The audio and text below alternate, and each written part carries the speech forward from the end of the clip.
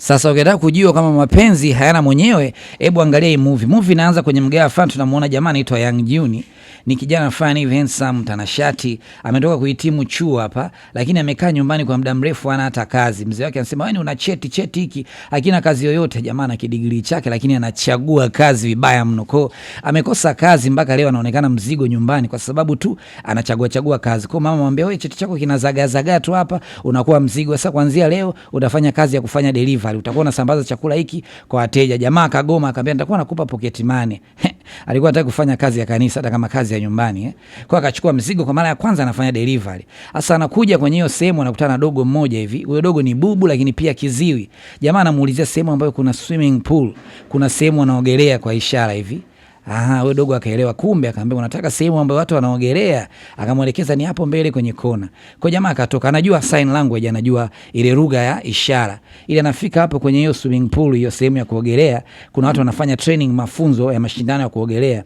Jamaa amini macho yake, anakutana na bonge pisi, msichana mrembo, anatabasamu bashasha, meno yamejipanga vizuri, hayajagerengana ile.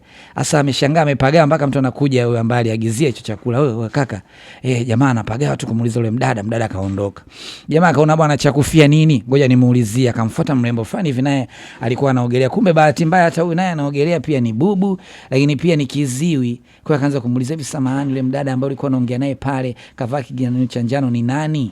Anamuuliza. So mdada anaitwa Seogaul. Kumbe Seogaul ni mdogo wa yule binti ambaye alikuwa amemvutia huyu jamaa. Akaambia, "Yule anaitwa Seoyoram." Basi jamaa kwa mara ya kwanza akawa amepata jina. Leo kama bahati nzuri akati anasambaza chakula, anakutana na Seoyoram akiwa kwenye kichocho fulani hivi, kiskuta chake pikipiki chake kimeharibika. Kwa jamaa akaja pale kamsalimia nini, kamuuliza, "Nini shida?" Kama pikipiki yangu imeharibika kwa ishara, lakini jamaa akaja kuangalia akamwambia, "Hii pikipiki yako imeharibika sana. Cha msingi hapo ipeleke gereji ili waitengeneze." Lakini kwa bahati mbaya Seoyoram anaonekana alikuwa ana haraka sana. Kwa jamaa akamwambia, "Kwa kuwa una haraka usijali, mimi nitakusaidia, nitakupa kiskuta changu, kipikipiki changu, alafu mimi chako utakipeka kwa fundi." Kisha akampa namba ya simu, aandike namba yake. Hapo mchumba kaandika namba, akakichukua kiskuta kaondoka. Jamaa akapeleka pikipiki kwa rafiki yake anaitwa Jaejin, mchizi boti huyo, mshikaji fani naye Mnyamwezi pia. Akapeleka hapo, rafiki yake akitengeneza. Siku ya pili kamtumia message mrembo kwamba tayari skuta yako nimeshatengeneza na kuletea. Akaiosha vizuri,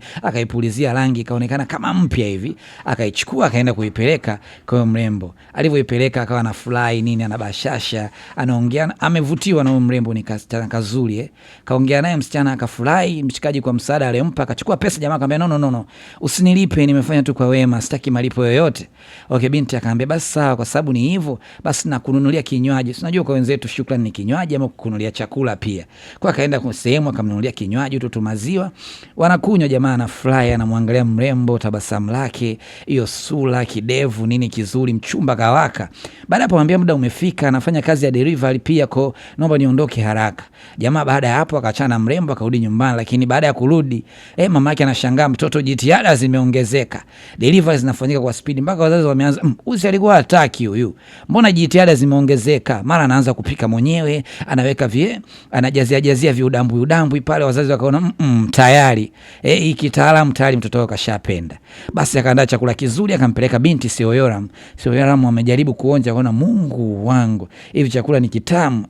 Hivi bubu anaweza kuonja ladha ya chakula?" Anyway, sijui. Baada ya kumpa chakula kizuri, mchumba akataka kulipa. Jamaa akataka ambia, "Usinilipe, mimi nimefanya tu kwa wema."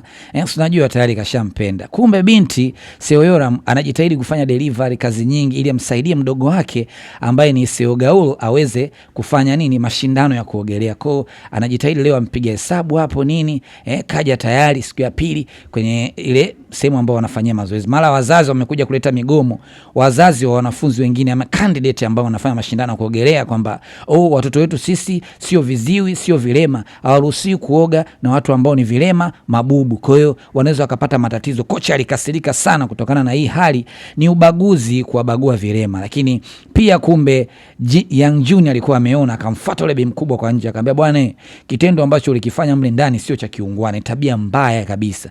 Yaani kumsema mtu kiziwi kiziwi ama mtu kilema kwa sababu tu ni kilema, basi sio kitu kizuri. Na hiyo tabia hata kama wakusikii wanakuona sura yako unavyoongea ama unavyofanya, kwa kitu ambacho kinawakera sana. Kwa hiyo usirudie. Yule bi mkubwa akajifanya kauzu, bwana usinipangie cha kufanya, usinipangie maisha, mimi nataka mwanangu aishi sijui sehemu nzuri, afanye mazoezi sehemu nzuri. Jamaa akamwambia okay, akampiga picha bi mkubwa, akapiga picha na gari, akamwambia nenda kushtaki kwa mamlaka ya haki za binadamu kutokana na tabia uliyofanya, sasa tuone kama wewe mjanja. Bi mkubwa kuona vile kabidi aondoke, na jamaa kuona masiara akaripoti huo unyanyasaji. Baada ya tukio hilo kupita, jamaa akamwalika Seo Gaul pamoja na Seo Yoram waende disco, kwa sababu unajua viziwi mabubu wamekuwa waenjoy kama wanavyoenjoy watu wengine. Akapeka disco, akawaonyesha pombe, wakafly, wakaenjoy, kisha akapeka kwenye maspika makubwa ya muziki, kwa sababu wasikii, akawagusisha yale maspika. Asa ule mdundo na mlindimo wa speaker, wakaanza kufurahia, wakaanza kuenjoy kana kwamba na wenyewe wanasikia muziki. Basi hiyo siku kwa mara ya kwanza bubu na kiziwi wakawa na dance, wanacheza muziki ambao hausikii. Basi Seo Gaul akafurahi sana, akamwambia asante kwa siku ya leo, umetusaidia, umetupeleka sehemu ile tumeenjoy. Akaondoka, akamwacha dada yake pamoja na Yang Juni. Kwa Yang Juni pamoja na Seo Yoram wakapiga story na nini. Kwa mara ya kwanza viziwi hawa wakajisikia tayari kuna mtu yuko upande wao. Basi Seo Yoram, dada umeshampenda yule mkaka mbona kama ile? Akamwambia hapana bwana, mimi sijampenda, lakini ukweli ni kwamba tayari ameshaanza kuvutiwa naye. Aya bwana, siku ya mashindano imefika, mashindano ya mchujo wa kwanza ngazi ya chini kabisa. Wakaanza mashindano. La bahati nzuri Seo Gaul alikuwa ndo mshindi wa kwanza, yani aliogelea vizuri akashinda hiyo medali hapa. Dadake Seo Yoram alifly kitendo cha kuona Seo Gaul anatimiza ndoto zake, akamvesha hiyo medali yake, akaenjoy, akakumbatiana hivyo yani. Baada ya hapo akaenda akamshirikisha na Yang Juni kwamba tayari Seo Gaul amefanikiwa, na kwambia akapata tuzo. Jamaa akamwambia basi kutokana na hali hiyo mimi naona tukutane twende sehemu tukale tuenjoy. Akamwambia hapana, sitaki kuenjoy kwa sababu na mpango kumpikia dada yangu nani Seo Gaul chakula cha jioni. Seo Gaul akasema hapana dada bwana, mkubalie, mimi sina shida, wewe nenda tukakutane na huyo boyfriend wake. Basi jamaa akamwambia basi kwa sababu ni hivyo unataka kumpikia chakula mdogo wako, basi mimi napika chakula na kiagizia kije huko. Basi mshikaji akaandaa chakula kizuri, akamkabidhi rafiki yake sasa Jaejin, yule fundi pikipiki, akamwambia asapeleka hiki chakula kwenye apartment namba ngapi, usiingie ndani, gonga hodi, weka chakula pale, ondoka. Sasa baada ya kufanya hivyo Seo Yoram akawa hana kizingizio tena, sema nitampikia mdogo wake chakula kimeleta, ikabidi atoke tu na mshikaji. Basi mshikaji akaondoka na mrembo alikuwa amependeza, amevaa hivyo. Sasa Jaejin naye akaja kagonga hodi, akati aliambiwa aweke chakula, ile kufungua mlango anakutana na bonge la pisi. Jamaa akadua, akawa amepagawa, hajawahi kuona mrembo kama huyo. Baada ya kumkabidhi chakula akaondoka, lakini bahati mbaya hata muda mrefu haujapita, ile apartment ambayo anakaa yule binti kiziwi Seo Gaul ikaanza kuwaka moto. Moshi ukawa umeenea nyumba nzima, binti anakosa pumzi, inabidi akimbia atafute sehemu cha kujibanza, msaada, apande lifti. Ile lifti yenyewe maskini kutokana na hali ya hatari ikashindwa kuendelea ama kusonga mbele, binti akajikuta amekwama kwenye ile lifti. Lakini kumbe Jaejin hakuwa mbaya, rudi kumsaidia. Wakati huo sasa Seo Yoram pamoja na Yang Jin wameshatoka kuenjoy na nini, wamerudi nyumbani. Sasa Yang Jin anataka kumuelezea kwamba hisia zake, ameshampenda, ka fall in love na huyu binti, ile anataka kuelezea. Kabla hata hajamaliza kuonyesha hisia zake, mara anapokea ujumbe wa simu kwamba dada yako yuko hospitali mahututi. Basi Seo Yoram alikimbia bila kusema chochote, bila kuaga. Jamaa akawa anashangaa nini shida.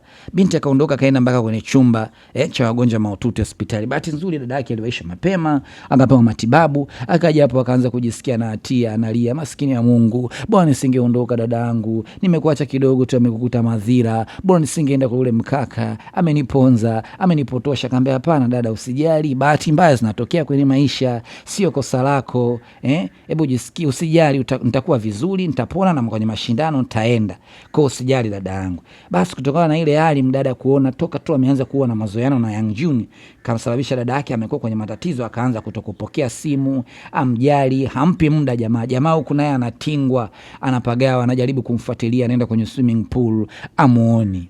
Jamaa anamfuatilia kila kona, bahati mbaya, lakini mdada amemkazia, amuoni kabisa. Baadaye Seogal kapona, yupo kwenye swimming pool anaogelea, lakini anaonekana na stress na frustration kwa sababu yale mamoshi na nini, ile ajali, akawa afanye tena vizuri. Dada yake alikuwa anashuhudia yote haya. Hasa kitendo cha yeye kuumia, kuwa na stress na dada yake kuwa na stress pia kinamuumiza Seogal. Kwa leo akaamua kuondoka alfajiri, akaaga bila kuaga kwamba anaondoka, akamwekea ujumbe dada yake, kuanzia leo usije pale kwenye swimming pool kuniona nikiwa nafanya mazoezi yote haya, kwa sababu hapendi kumuona dada yake akiwa na stress. Asa dada yake anatoka nje, anamuona Yang Juni katokea leo nyumbani kwao, kakaa nje pale. Akaja anaanza kumuuliza, mimi nimekukosea nini jamani Seoyoram? Kwa nini mpaka sasa hivi unipokelei simu? Najitahidi kupiga, hujali na kufuata, unanikimbia. Kwa nini? Akaambia hapana, mimi nimekuwa busy, dada yangu na matatizo na vitu kama hivyo. Jamaa akamwambia, kama nimekosea, nimefanya kosa, hebu niambie, nisamee tafadhali. Unapofanya hivyo najisikia vibaya, hata simu zangu upokei. Kwa nini unafanya hivyo? Jamaa akamwambia, mimi niko busy nafuatilia vitu vyangu, nafuatilia ndoto zangu na mipango yangu, kwa sababu toka nimekuwa na wewe nimeanza kuwa mtu fulani wa mzee. Jamaa akamsogelea kwa mbele, akamwambia, hebu sikia tafadhali, mimi sijui nimekosea wapi, lakini kama nimekosea naomba unisamee. Akamwambia, mimi mwenye maisha yangu ni mazonge. Mdada anasema, na wewe pia unakuja unaanza kuleta kwamba nikufikirie na nini, unaniletea tena mzigo kwenye maisha yangu. Jamaa akamwambia, basi nijibu mara moja tu, kama mimi kuwepo karibu na wewe kunasababisha ujisikie vibaya, ama kunasababisha ujisikie kwamba ni mzigo? Akamwambia, ndio, kuwepo kwako kwa hiyo kwenye maisha yangu umekuwa mzigo. Basi jamaa alijisikia vibaya sana. Huku naye Seogal ameshindwa hatua inayofuata kwenda mashindano, akawa analia vibaya mno kwenye swimming pool. Basi dada yake Seoyoram akaja kumtia moyo dada yake mdogo wake kwamba kushindwa kwa mara moja sio kwamba ndo watashindwa mazima.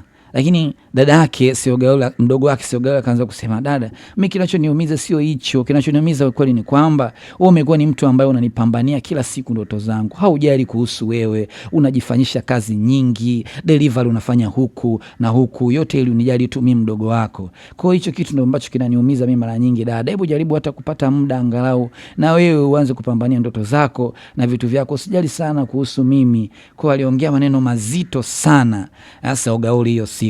Baada ya kuongea vineno hivyo, masentesi hayo, ikabidi aondoke, kitendo ambacho kilimfanya Seoyoram alishindwa kujizuia, alilia kweli kwa uchungu. Anampenda sana ndugu yake ni bubu, yeye ni bubu kiziwi, hasa wanaishi maisha magumu, ndio maana anajitihada sana.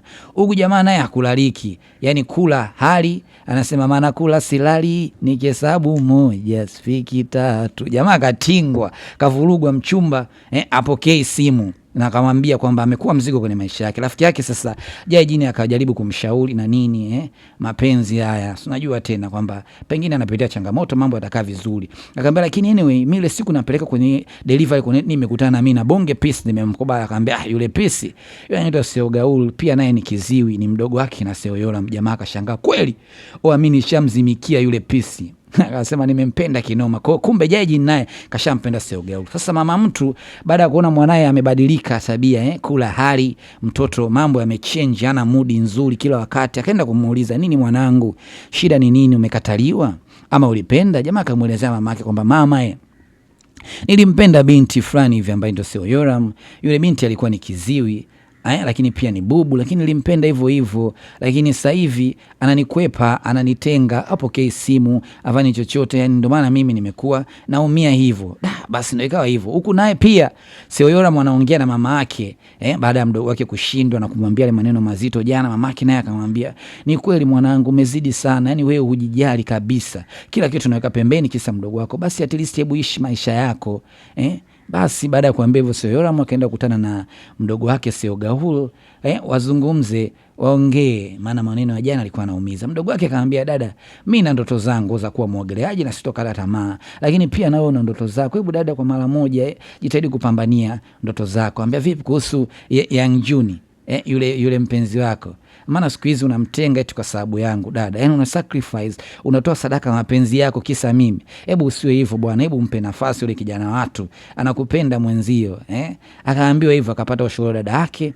Mama mtu naye kaenda kumwambia baba mtu, bwana mwanetu Yang Juni kashapenda huko, tena kwa bahati mbaya kapenda mwanamke bubu na kiziwi, na siku hizi anamkaushia, ndio maana anajisikia vibaya. Mzee kumbe hata hakupinga, akamwambia, kama mwanetu amependa, mimi sijali bwana, awe bubu, awe kiziwi, awe kilema, kama naye anampenda mwanetu na ana tabia nzuri, basi mimi sina jambo. Basi kumbe mzee naye akapokea hizo taarifa vizuri. Baada ya stress kukatika, akarudi kwenye swimming pool aogelee mara moja, aone dadake huaga anajisikia nini kumaliza stress. Kwa akafika pale akaogelea kidogo. Sasa amekaa Young Juni naye kaja. Basi amekuja kwa nyuma pale akaanza kuongea maneno mazito, swaga, anajua binti ni kiziwi, hawezi kusikia. Jamaa akaelezea toka siku ya kwanza utana mrembo, upole wake, tabasamu lake likamvutia, kuta amempenda, kazama kwenye dimbwi la mapenzi na huyo dada, akaongea maneno kibao, anajua binti ni kiziwi, hawezi kusikia. Basi binti akamsogelea mshikaji, akamvuta, akamdumbukiza kwenye swimming pool, wakaogelea, wakamfurahi. Binti kashamsamee, mambo yao sasa yanaanza kurudi kwenye reli.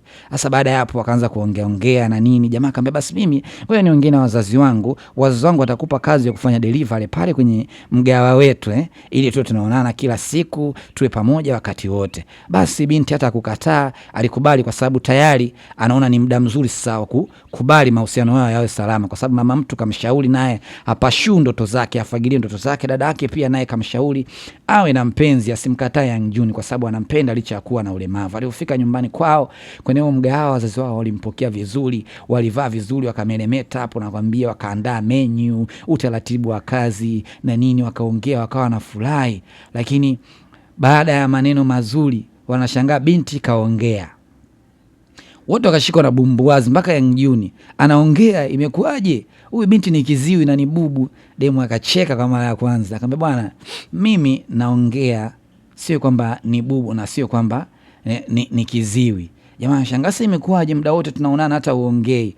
Akamwambia mimi familia yetu wote ni viziwi, kuanzia mama wadogo zangu pamoja na baba. Hivyo nimeanza kumsimulia kwamba mimi kwetu ni kwamba mimi peke yangu ndo naongea kwenye familia yetu, mama baba, mdogo wangu wote viziwi. Ndio maana mimi nikawa najifanya kiziwi ili niendane nao wasijisikie vibaya. Lakini mama yangu ndo alinishauri sana, alinipa maneno ya busara, maneno mazito kwamba ni at least nianze kuishi maisha yangu. Basi baada ya maneno hayo jamaa alifurahi kwamba mpenzi wake kumbe anaongea, na hivyo kwa mara ya kwanza wakakisi, penzi lao likashapa, likapanda kilo, penzi likazidi. Maskini ya Mungu sasa wameshapendana. Huku naye Jaiji nikaja kwa Seogaula, namkuta naogelea hapa, kavaa element kuficha sura yake. Seogaula kumuona tu akakumbuka huyu ndo mkaka kumbe alimsaidia kwenye ile lift ile siku kuna waka moto. Basi na yeye akajikuta amecheka kukutana na huyo mkaka. Basi jamaa naye akatoa swaga zake kwa ishara kwamba bwana, mimi nimetokea kukupenda na uzuri wako, nimevutiwa, nimepagaa. Hivyo binti akakubali,